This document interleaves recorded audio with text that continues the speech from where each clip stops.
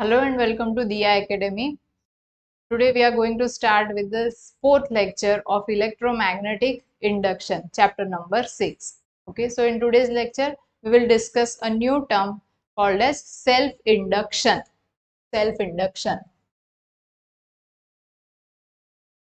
See, self-induction. What is induction? That we already know. Okay, electromagnetic induction किसको बोलते हैं? Electromagnetic induction, that means if some varying magnetic field is there, somehow magnetic flux is getting changed, and as a result if you are getting EMF gets induced, then that will be called as electromagnetic induction or electromagnetically induced EMF, right? Now if this things happens in itself, उसी के अंदर जो भी apparatus दिया होगा उसी के अंदर ये चीज होती है, जो ईएमएफ है वो इंड्यूस होता है, then it will be called as self induction. How will it happen? उसके लिए देखते हैं कि suppose there is a coil. ये जो कॉइल है ना, इसको बोलते हैं इंडक्टर, बराबर. इंडक्टर कब इस कॉइल को बोलेंगे और रेजिस्टर नहीं बोलेंगे, उसके लिए देखना है कि suppose current I is passing through this coil. अब इसमें से I करंट पास करवाया तो एज अ रिजल्ट फ्री में साथ में मैग्नेटिक फील्ड मिलता है, बराबर. तो flux will be associated with it. इसमें से मान लो कि मैग्नेटिक फील्ड है, वो मैग्नेटिक फील्ड की डायरेक्शन कौन सी होगी? अगर करंट इस तरफ है तो मैग्नेटिक फील्ड इसके अराउंड होगा, बराबर. तो इसमें से फिर जो फाइनली ये सोलेनोइड जैसे हो गया ना, फाइनली मैग्नेटिक फील्ड जो है वो मैग्नेटिक फील्ड हमें कुछ ऐसे मिल रहा है, बराबर. ये मैग्नेटिक फ्लक्स हो गया.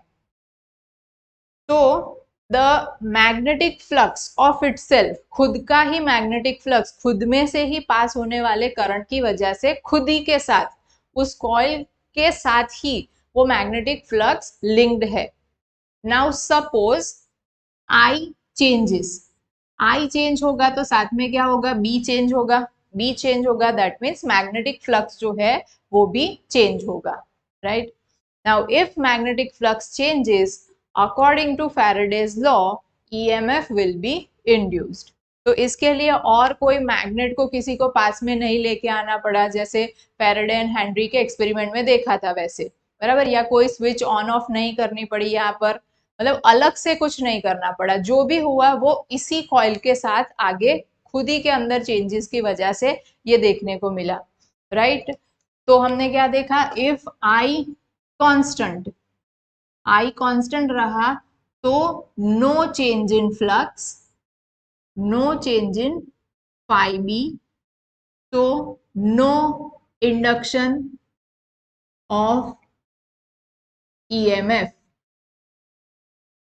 But if I varies, I को वेरी करवाया तो phi B also changes, magnetic flux changes, and hence EMF will be induced, that will be called as self induction or self induced EMF.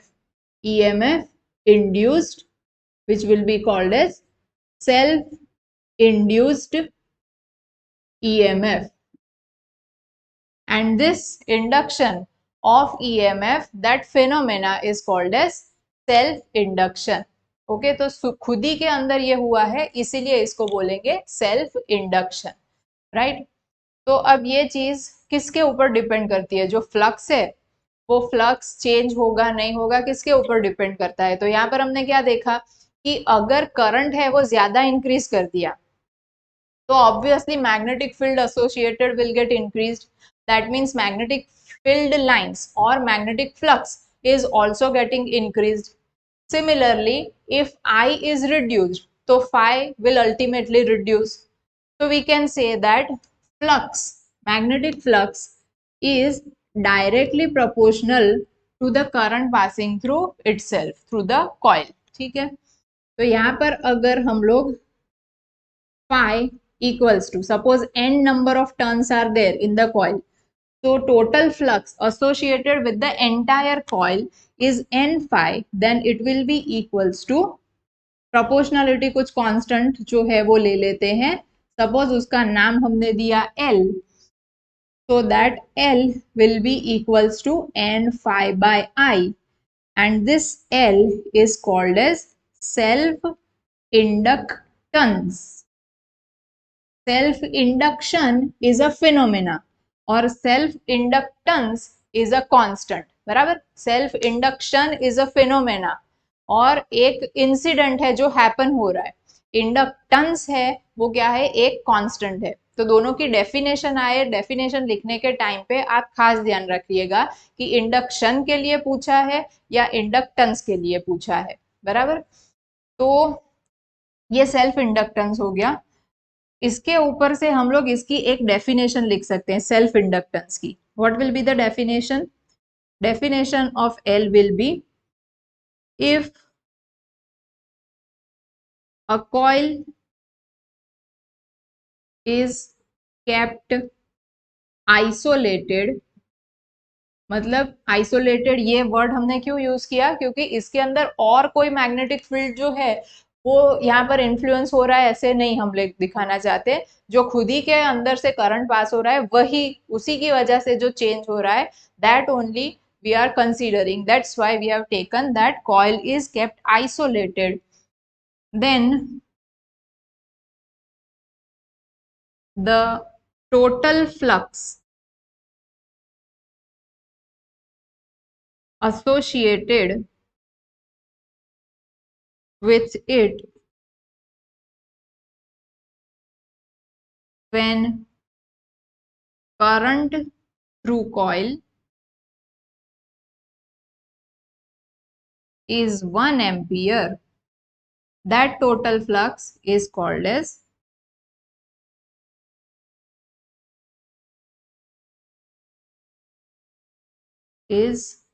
as self inductance. देखो क्या किया हमने यहाँ पर, we have taken that I equals to 1. Suppose for I equals to 1 ampere, what will happen? L will be equals to n phi. N is what? Total flux. Total flux. तो total magnetic flux equals to inductance. ये flux लिया वो कौन सा? Magnetic flux. बराबर, magnetic flux associated with it. तो this will be one definition. इसकी अलग अलग डेफिनेशन है, वो अलग अलग फॉर्मूला के ऊपर से बनेगी. राइट, तो from this formula L equals to n phi by I, this would be the formula, this would be the definition. अब एक और चीज इसके ऊपर से हम लोग देखते हैं कि suppose see what are we dealing with two things. बराबर, यहाँ पर ये इंडक्शन है, उसके अंदर हम लोग जनरली दो चीजें हैं उनके साथ डील करना होता है. One will be Faraday's law and the other will be Lenz law. ठीक है ना. तो यहाँ पर फैराडेज लॉ के accordingly first we will find out what will be the magnitude of induced EMF. We have said that induced EMF will be there. बराबर, इसी के अंदर खुद के अंदर ये करंट के अलावा ये करंट जो है ना, ये कोई और ईएमएफ की वजह से पास हो रहा है. Now there will be some more current. Current की डायरेक्शन कोई भी हो सकती है, सेम डायरेक्शन होगी या फिर इस डायरेक्शन में होगी. बराबर, दैट विल डिपेंड कि यहाँ पर आई के अंदर वेरिएशन कैसे हो रहा है वो भी बताते हैं. तो डायरेक्शन बाद में देखते हैं, बट ये I different and due to this self induced EMF one more current will be there. बराबर, तो वो करंट के लिए जो ईएमएफ है उसकी वैल्यू फाइंड करनी है with the help of Faraday's law. बराबर, तो फैराडेज लॉ में क्या है? According to Faraday's law, epsilon equals to minus D phi by D T. यहाँ पर फाई के बदले हम लोग टोटल फ्लक्स लिखेंगे N phi by D T. But what is N phi? N phi equals to L I from equation number 1. D L I by D T from equation number 1. But L is constant, so L di by dt. This would be the formula for induced self-induced EMF. Okay, self-induced EMF. When self-induced EMF कब देखने को मिलेगा? जब coil में से current जो पास हो रहा है वो अगर वेरी हुआ तो. इट में इंक्रीज और इट में डिक्रीज, कुछ भी हो सकता है इसके अंदर, बराबर। So epsilon equals to minus L d I by D t. Now from this, if we want to make L as subject, then L will be equals to L epsilon by di by dt, बराबर। यहाँ पर अभी हम लोग mode ले रहे हैं, तो माइनस साइन अभी नहीं लेंगे, तो L equals to epsilon by D I by D t, right. तो if d I by D t equals to 1 ampere per second, I is varying 1 ampere per second, बराबर। यहाँ पर इसका d I by D t जो है उसका unit क्या आएगा, ampere per second. If this entire ratio is 1, तो क्या हम लोग ऐसे लिख सकते हैं कि L इक्वल्स टू एप्सिलॉन, बराबर ना। ये कब आया L इक्वल्स टू एप्सिलॉन, जब हमने ये रेशियो 1 लिया, तो इसके ऊपर से एक और डेफिनेशन बन सकती है। So that definition says that it is the self-induced EMF if the rate of change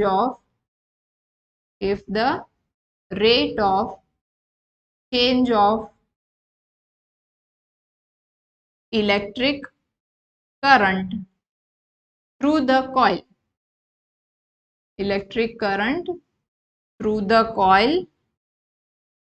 is 1 ampere per second. जब ये 1 एम्पियर पर सेकेंड होगा, तब सेल्फ इंड्यूस्ड ईएमएफ की वैल्यू ही सेल्फ इंडक्टेंस कहलाएगी, ठीक है। तो ये एक और डेफिनेशन है जो इसके लिए बन गई।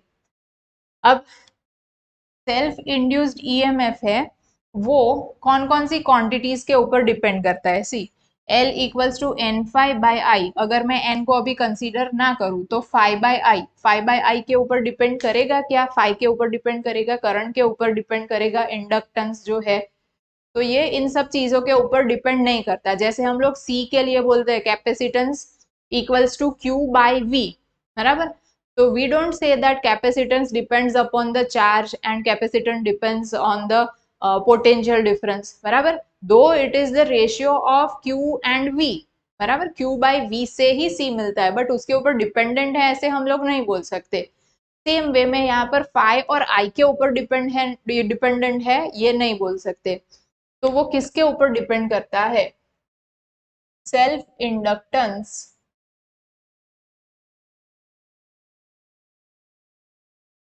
depends upon 1 shape of coil, then orientation मतलब उसको कैसा रखा गया है, बराबर, उसके ऊपर डिपेंड करेगा, और medium in which it is kept,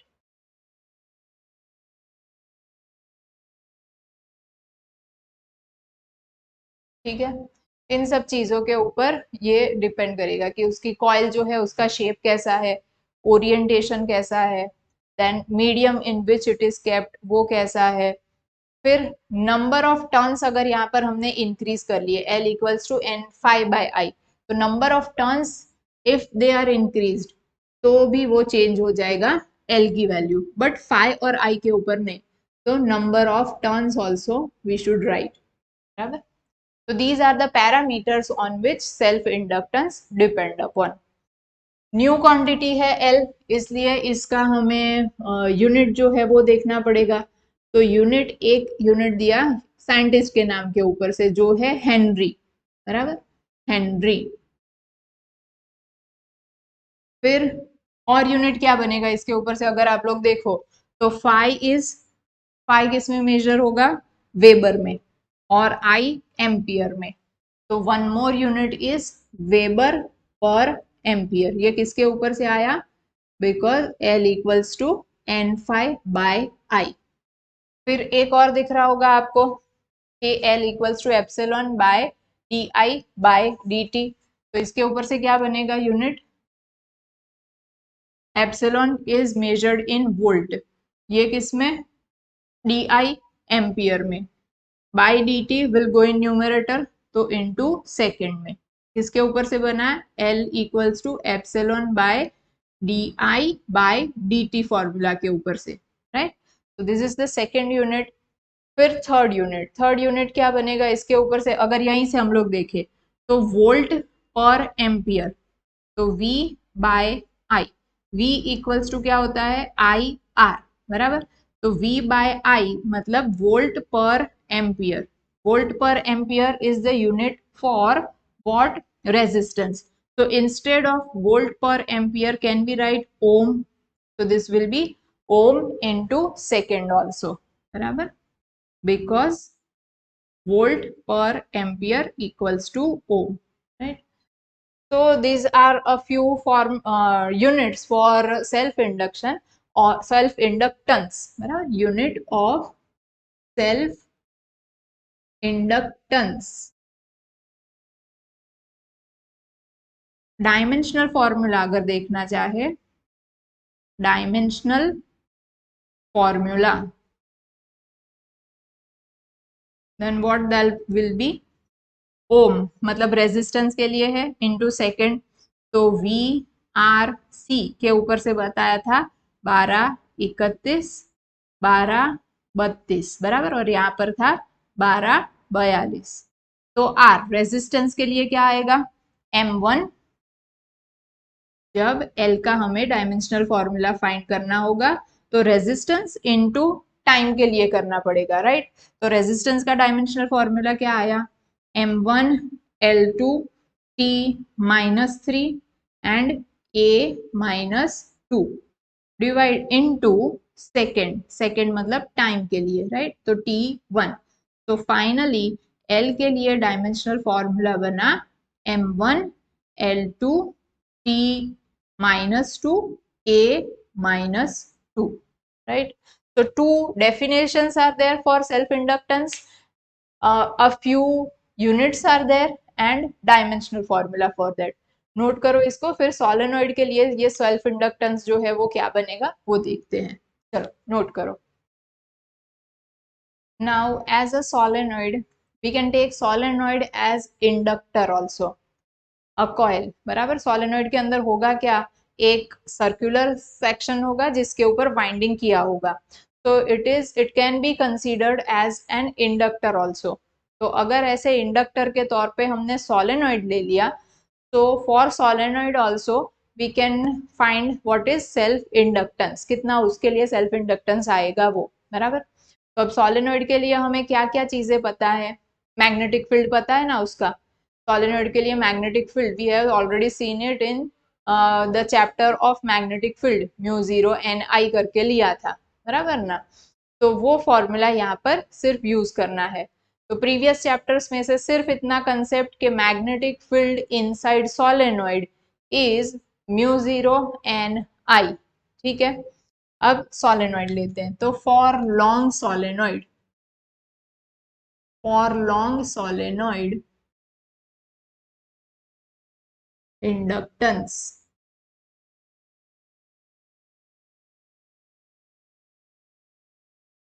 चलो, तो what will be the cross sectional area, अभी ए ले लिया हमने, करंट कितना पास हो रहा होगा सोलेनोइड में से, आई जितना, suppose number of turns are N, बराबर, एन जितने नंबर ऑफ टर्न्स है, magnetic field inside the solenoid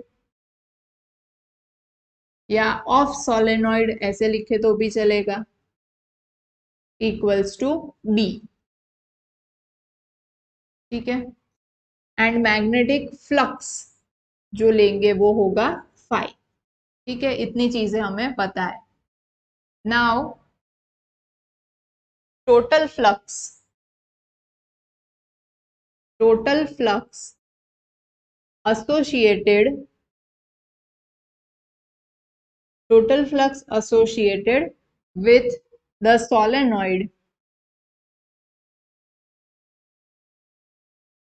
equals to suppose n phi equals to nba.